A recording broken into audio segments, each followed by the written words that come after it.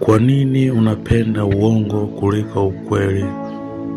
Neno la Mungu linasema mtaijua kweli na kweli itawaweka huru.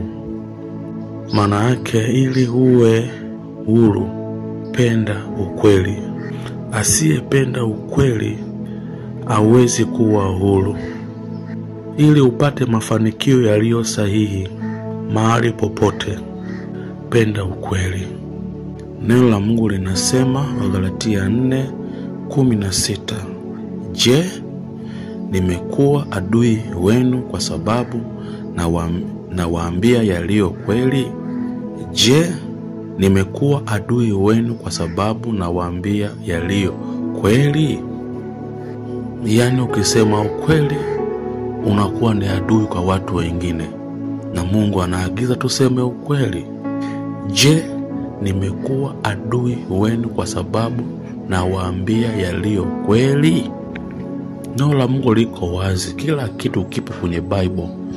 Kila kitu kimeandikwa kwenye Biblia. Sasa mtu akikwambia ukweli, kwa nini umchukie?